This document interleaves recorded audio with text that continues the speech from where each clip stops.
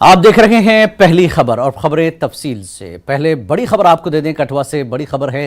गैर कानूनी इमारत को गिराने का काम शुरू। मॉल की है इमारत। ये इमारत है शहीदी चौक के करीब। मॉल तोड़े जाने के खिलाफ उतरे वार्ड 6 के लोग। बड़ी खबर इस वक्त की कि इमारत को गिराने के लिए, गैर कानूनी इमारत को गिराने का काम शुरू कर दिया गया है। और कठुआ से ये बड़ी खबर इस वक्त की आपको बता रहे हैं कि इमारत को गिराने का काम शुरू किया गया है और मॉल की है ये इमारत है शहीदी चौक के करीब। शहीदी चौक के करीब एक मॉल को तोड़े जाने के खिलाफ वार्ड 6 के लोग उतरे हैं सड़क पर। तो बड़ी खबर इस वक्त की आपको दे रहे हैं, कठुआ से बड़ी खबर है। गैर कानूनी इमारत को गिराने का अमल शुरू हुआ है। मॉल की है इमारत और इमारत शहीदी चौक के करीब है। मॉल तोड़े जाने के खिलाफ उतरे वार्ड 6 के लोग।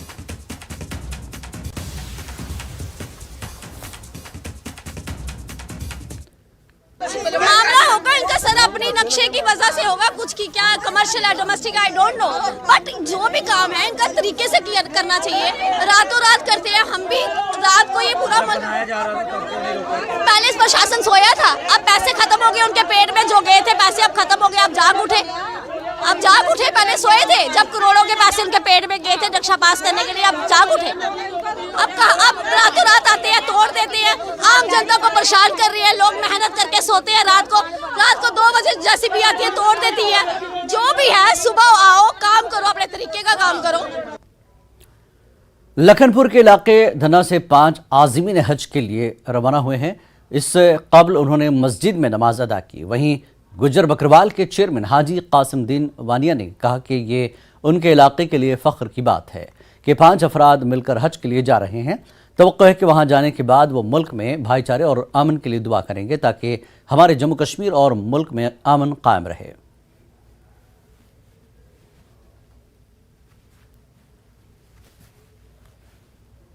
मैं हज के लिए जा रहा हूँ, नीयत है पहले दुआ उथे जाके ये असी मंगांगे कि साडा हज खुदा ताला मंजूर और कबूल करे। वो दूसरी दुआ असी अपने पूरे परिवार हिंदू मुसलमान सिख ईसाई दे वास्ते दुआ मंगांगे कि साडा अमन चैन दे नाल इलाका हिंदुस्तान रहे। दूसरी दुआ असी ये मंगांगे साडा पूरी बरादरी भाईचारा जड़ा उसनू अल्लाह ताला जिंदगी अता फरमाए और रोजी ज्यादा दे, इनू मदीने पाक अल्लाह पाक बुला ले। एक काफिला चले गया कल, एक अज काफिला जिहड़ा चल रहा, असी अल्लाह तबारक तआला के दुआ करने कि इनकी सेहत जाब तंदुरुस्त रहे और सफ़र आसानी ना नवाए। अपने देश वास्ते, साढ़े वास्ते, अपने सारे लोगों वास्ते, पूरे साढ़े हिंदुस्तान वास्ते कि अमन चैन करने, साड़ा भाईचारा कायम रखे। अपने देश के लिए दुआ करनी है कि हमारे देश में अमन रहे, हमारे देश में भाईचारा कायम दायम रहे। तमाम अपने डिस्ट्रिक्ट कठुआ के आज अपने मुस्लिम भाइयों और हिंदू भाइयों को मुबारकबाद देता हूं कि बहुत बेहतरीन तरीके के साथ, अमन तरीके के साथ हमारे कुछ भाइयों ने कहा कि हिंदू भाइयों ने हमारे हाजी साहिबान को उनको रिफ्रेशमेंट दी है। हमहवा बडगाम में कायम CRPF की 35 बटालियन ने अपना 55वां राइजिंग डे मनाया। इस बटालियन को 1968 में आंध्र प्रदेश से कश्मीर लिया गया था और तब से यहाँ मुल्क की खिदमत कर रहे हैं। ये वो बटालियन है जिन्होंने 1987 से लेकर 1989 तक श्रीलंका में हिंदुस्तान की जानिब से पीस कीपिंग फोर्स के तहत काम किया। इंडियन आर्मी की जानिब से चलाए जा रहे कई प्रोग्रामों में भी इस बटालियन ने शिरकत की है और मौजूदा वक्त में यह बटालियन श्रीनगर इंटरनेशनल एयरपोर्ट की भी पहरेदारी कर रही है। अपने राइजिंग डे पर इस बटालियन ने उन वीरों को याद किया जिन्होंने मुल्क के नाम पर अपनी ज़िंदगी कुर्बान कर दी। राइजिंग डे के मौके पर CRPF के कई आला ओहदेदार भी मौजूद रहे।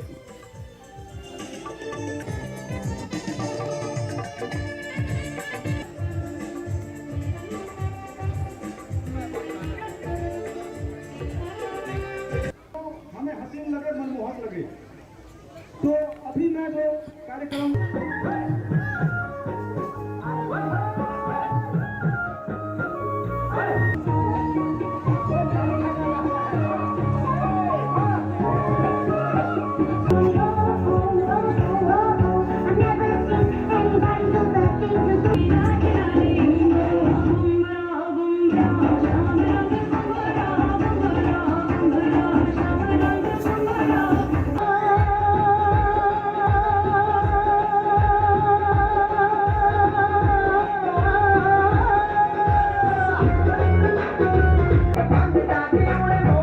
35 बटालियन है वो आज से 55 साल पहले 1 जून 1968 में ये रेज हुई थी। एपीएसपी की बटालियन थी, उसको कन्वर्ट करके चेंज की गई थी और इन 55 सालों में 35 बटालियन के कई सारे बहादुरों ने जान की आहुति दी है, जिसमें अभी तक 23 जवानों ने इसके देश के लिए अपनी जान का सर्वोच्च न्यौछावर किया।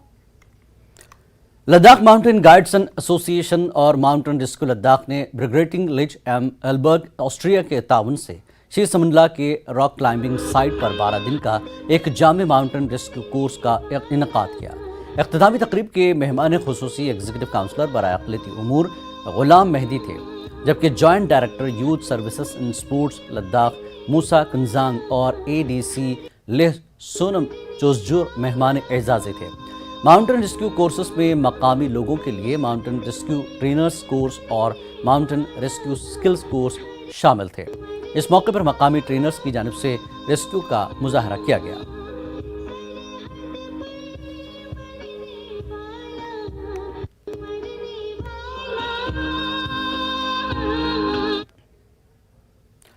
बारामूला पटन के बोनीचक्ल और जिला बडगाम के नुपुरा को मिलाने वाला पुल इंतहाई खस्ताहाली का शिकार है।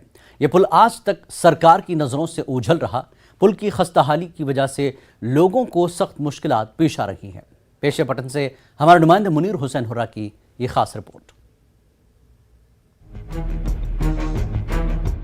शुमाली कश्मीर के जिला बारामूला पटन के बोनीचक्ल और नौपुरा इलाके के लोगों को इस बोसीदा पुल के खस्ताहाली की वजह से शदीद मुश्किलात पेश आ रही हैं। जिला बारामूला और जिला बडगाम को मिलाने वाला बोसीदा लकड़ी का ये पुल ताअत्तुल का शिकार है। ताअत्तुल का शिकार इस लिहाज से क्योंकि इस पुल के एक तरफ जिला बडगाम और दूसरी तरफ जिला बारामूला का हदूद है। दोनों अजला के अफसरान एक दूसरे का नाम कहकर लोगों को दर दर की ठोकरें खाने पर मजबूर करते हैं, जिसकी वजह से बीच में ये पुल तामीर होने से लटका रहा। दोनों इलाकों के लोग इल्जाम लगा रहे हैं कि दोनों अजला के हुक्काम ने इस पुल को नजरअंदाज किया। पुल की हालत इतनी खस्ता हो चुकी है कि स्कूली बच्चे अपने वालिदैन के बगैर इस पुल को पार करके स्कूल नहीं जा पाते हैं। जब हम डीसी बडगाम के साथ राब्ता करते हैं, वो बोलते हैं कि डीसी बारामूला के हक में आता है। जब हम वहाँ राब्ता करते हैं, वो बोलते हैं कि डीसी बडगाम के साथ आता है। तो यही प्रॉब्लम है कि ना यहाँ कभी डीसी बारामूला का टीम आया है, ना डीसी बडगाम का। एक साइड में बारामूला और दूसरी साइड में डिस्ट्रिक्ट बडगाम आ रहा है। ये पुल अगर बनेगा तो 2 डिस्ट्रिक्ट का मिलाप हो जाएगा, लेकिन हम पिछले 10-20 सालों से पिस रहे हैं। यही मसला है कि अगर ये पुल बन जाए तो हमारी जो मुश्किलात है वो दूर हो जाएंगे। जो बडगाम का जो एडमिनिस्ट्रेशन आता है वो बोलते हैं कि हमारी जुरिस्डिक्शन में नहीं आता है। जब बारामूला का जो एडमिनिस्ट्रेशन आता है वो भी बोलते हैं कि ये हमारी जुरिस्डिक्शन में नहीं आता है। अगर हम देखेंगे प्रेजेंट सिचुएशन, ये दोनों डिस्ट्रिक्टों को आपस में मिलाता है। अगर ये होगा तो हमको भी फायदा होगा। पुराने दौर का ये लकड़ी का पुल बना हुआ है, ताहम आज तक इसकी तामीर नए सिरे से नहीं हो सकी। इस पुल की हालत अब ये है कि किसी भी वक्त ये जानलेवा साबित हो सकता है। पुल के सुतून और लगी हुई लकड़ी अब मुकम्मल तौर पर बोसीदा हो चुकी है।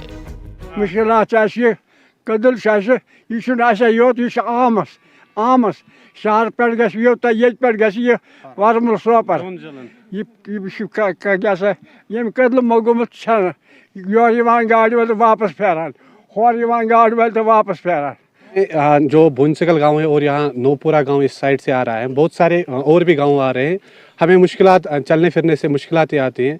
जब भी हम यहाँ पे जब फ्लड लेवल ज़्यादा होती है तो जो रास्ता वहाँ से पुल का रास्ता है वो कट जाता है। फिर हम चाहते थे कि हम यहाँ से गुजरे, यहाँ से नारवल जाए, लेकिन बदकिस्मती ये है कि बहुत लगभग 30 साल हुए हैं। हम इंतज़ामिया से हर बार कह रहे थे कि ये पुल कहीं से भी हो जाए कि यहाँ पे कंस्ट्रक्ट हो जाए, लेकिन अनफॉर्चुनेटली अभी तक ये पुल यहाँ पे कंस्ट्रक्ट नहीं हुआ।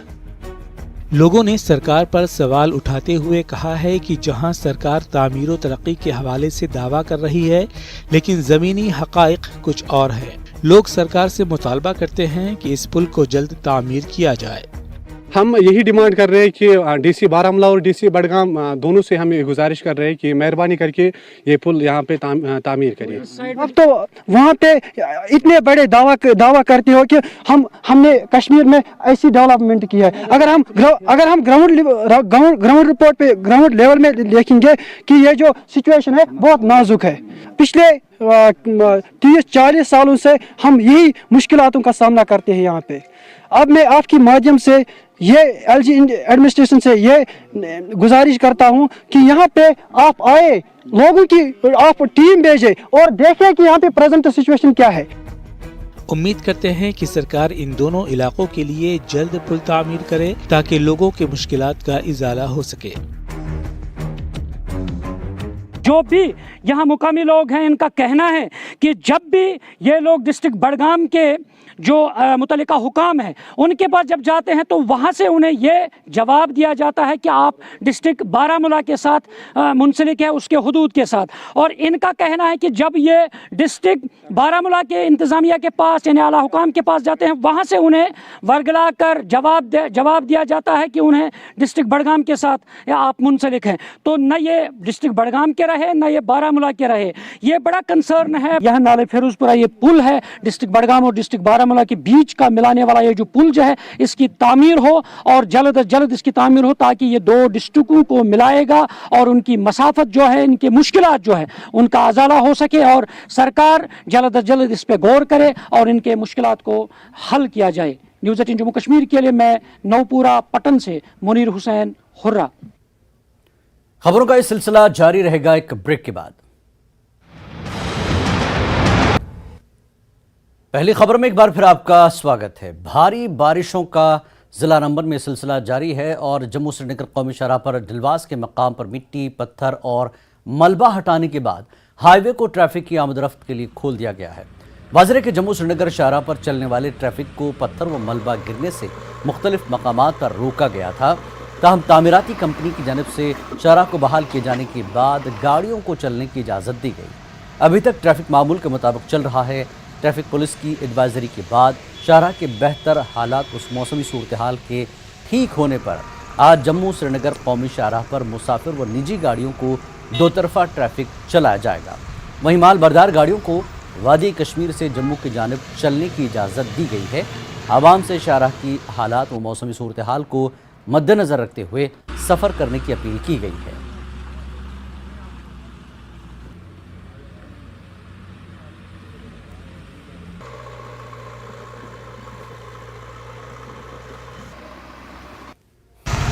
भारी बारिशों का सिलसिला जिला रामबन के अतराफ में जारी है, जिसकी वजह से जम्मू श्रीनगर नेशनल हाईवे की ट्रैफिक आमदरफ्त पर काफ़ी खलल पड़ रहा है। आज दिन के वक्त भी धलवास के मकाम पर मड स्लाइड आने की वजह से ट्रैफिक का जो आमदरफ्त है वो मुतासर हुई। ताहम बाद दोपहर को ट्रैफिक के लिए शाहराह को बहाल कर दिया गया है और दरबंदा गाड़ियों को चलने की इजाज़त दी गई। मौसम जो है लगातार ख़राब बना हुआ है। कल के दिन के लिए महकमा मौसमियात की पेशन गोई है कि मौसम यूँ ही ख़राब रहेगा, लेकिन अथॉरिटीज़ की कोशिश है कि हाईवे पर ट्रैफिक के आमदरफ्त को यकीनी बनाए। न्यूज़ 18 जम्मू कश्मीर लद्दाख हिमाचल के लिए रामबन से हिलाल बाली। श्रीनगर हज हाउस में हज 2023 की तैयारियों पर मीटिंग मुनक्किद की गई।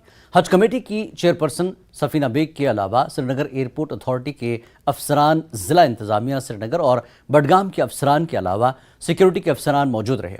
आज़मीन हज को सहूलत पहुँचाने और बगैर किसी परेशानी के रवानगी के हवाले से बातचीत हुई।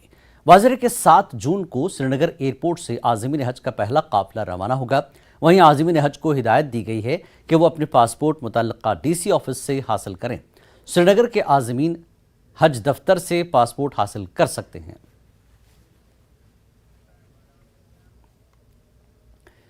रुकन पार्लियामेंट और जानवरों के हुकूक की कारकुन मेनका गांधी का कहना है कि एहतजाज करने वाले पहलवानों को इंसाफ मिलेगा। वो श्रीनगर में Kashmir animal welfare foundation stay world की जानिब से एनिमल रेस्क्यू कश्मीर के इश्तराक से मुनक्कदा एक तकरीब के मौके पर मीडिया से बात कर रही थी। कश्मीर में कुत्तों की बढ़ती हुई आबादी के बारे में बात करते हुए मेनका गांधी ने कहा कि कुत्तों की नसबंदी का अमल जल्द ही श्रीनगर में शुरू होगा और इस मसले को हल किया जाएगा। अगर आप जंगल काटना बंद कर दें तो मैन एनिमल कॉन्फ्लिक्ट जो वाइल्ड एनिमल्स के साथ है वो बंद हो जाएगा। अगर शहर में तमीज़ से आप स्टरलाइजेशन शुरू करें। जो आज हमारी बात हुई थी कि किस तरीके से करना है, तो आपके मैन एनिमल कॉन्फ्लिक्ट जो बेसिकली मैन और डॉग कॉन्फ्लिक्ट है वो भी बंद हो जाएगा एक साल के अंदर। और आपके म्यूनिसिपल कमिश्नर बहुत अक्लमंद आदमी है और उनकी जो पूरी टीम है वो अब तमीज़ से लगेगी and we'd be happy to see the results. अब आप एक साल में रिजल्ट देखेंगे। एक स्टरलाइजेशन सेंटर जम्मू में चला है और उसका नतीजा ये हुआ कि जम्मू से आपको कोई शिकायत नहीं मिलती है जानवरों के बारे में।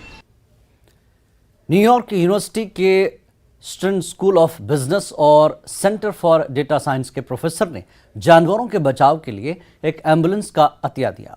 उन्होंने जानवरों के बारे में आगाही की अहमियत पर भी बात की।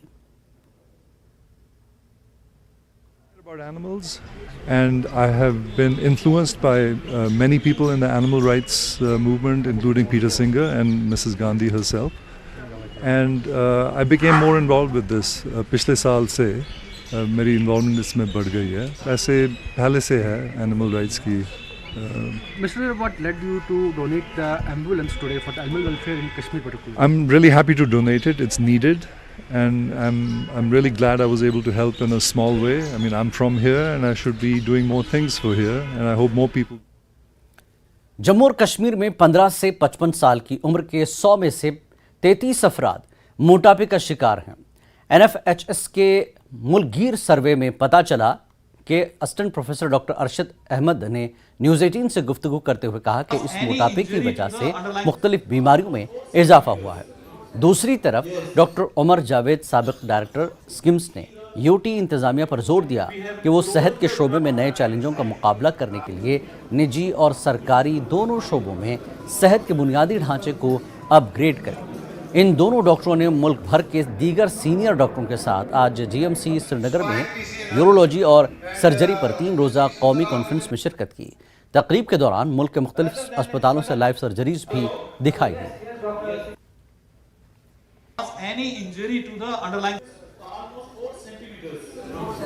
जो हम देख रहे हैं day to day clinical practice में, और देखा गया, हमने देखा कि हमको खुद भी सरप्राइज हुआ जब हमने देखा, हमने इसका इलाज स्टार्ट किया मोटापे का। हम खुद सरप्राइज हो गए कि इतना मोटापा हमारे कश्मीर में है। हमने जब रिसर्च की, हमने जब देखा, जो कि नेशनल स्टैटिस्टिक्स है, अभी हमारा जो एवरेज मोटापा है वो कंट्री से ज़्यादा है, इंडिया से ज़्यादा है। नेशनल स्टैटिस्टिक्स है, NFHS सर्वे होता है, ये 2020 में हुआ था। इसमें देखा गया कि अगर आप 33% मानो कि 100 में से 33, 3 में से 1 बंदा आता है जो आपको मोटापे के साथ आता है, और मोटापे से फिर बहुत सी बीमारियां होती है, और उसका इलाज आजकल यहाँ पे लेप्रोस्कोपी के जरिए होता है, और वही सर्जरी अभी लाइव चल रही थी आपके थिएटर में। एक तो प्राइवेट सेक्टर भी आपको सेपरेटली डेवलप करना है, लेकिन गवर्नमेंट सेक्टर में ज्यादा फैसिलिटीज देनी है आपको, और patient care, teaching and training और रिसर्च, उसमें आपको मदद करना है सबको, और प्रोपेगेट मैसेज करनी है। और जो भी अच्छा है इसमें, इरेस्पेक्ट ऑफ एवरीथिंग, उनको प्रोपेगेट करना है, उनको आपको अप्रिशिएट करना है, फैसिलिटीज देनी है to attract them in government sector. I think it's a big challenge for government. और एक बड़ी खबर राजौरी से इस वक्त की बड़ी खबर डसाल इलाके में मुश्तबा नक्ल हरकत की खबर है और फौज का सर्च ऑपरेशन जारी है। तलाशी के दौरान फौज ने फायरिंग की है। राजौरी से इस वक्त की बड़ी खबर आपको बता दें कि डसाल इलाके में मुश्तबा नक्ल हरकत की खबर है। फौज का सर्च ऑपरेशन चल रहा है और तलाशी के दौरान फौज ने फायरिंग भी की है। तो इस वक्त की बड़ी खबर आपको बता दें, डसाल इलाका है राजौरी में, उस इलाके में मुश्तबा नक्ल हरकत देखी गई जिस पर फौज का सर्च ऑपरेशन जारी है। तलाशी के दौरान फौज की फायरिंग भी सुनाई गई है। तो डसाल इलाका राजौरी का जहां पर मुश्तबा नक्ल हरकत देखी गई है, जिसके बाद फौज ने अपना सर्च ऑपरेशन चलाया है और तलाशी के दौरान फौज ने फायरिंग भी की है। मज़ीद तफसीलात का इंतजार है। और जम्मू कश्मीर में गुज़श्ता 2 हफ्तों से गैर मामूली मौसमी हालात देखे जा रहे हैं। गैर मौसमी बारिशों के नतीजे में जम्मू डिवीज़न में भी ज़्यादा से ज़्यादा दर्ज हरारत में नुमाया कमी वाक़ हुई है। दिन का ज़्यादा से ज़्यादा दर्ज हरारत मामूल से 5 से 7 डिग्री सेल्सियस कम रिकॉर्ड किया जा रहा है। गैर मामूली मौसमी हालात ने किसानों को परेशान कर दिया है। माहिरीन ने यह तस्लीम करते हुए कहा कि गैर मामूली मौसम है, तहम इनकी राय है कि इससे पैदावार में कोई बड़ी कमी नहीं आएगी। डायरेक्टर ज़राअत जम्मू डॉक्टर शर्मा का कहना है कि मौसम की हालत 1-2 दिन बाद बेहतर हो जाएगी, इसलिए किसानों को परेशान होने की ज़रूरत नहीं है।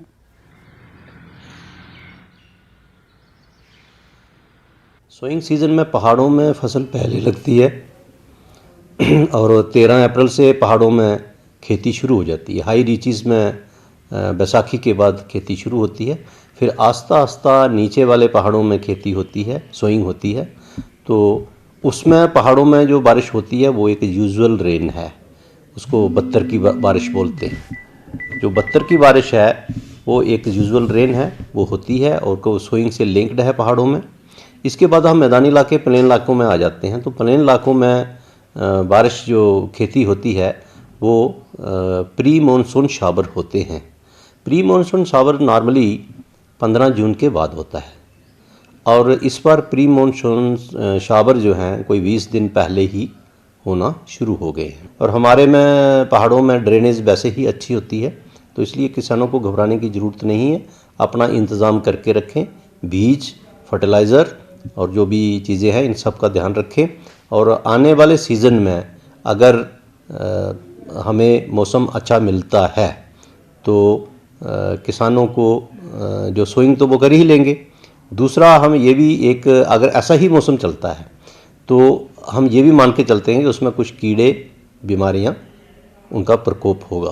ऐसा है कि मक्की का भी टाइम है, जून के अंत तक मक्की की फसल लग जानी चाहिए।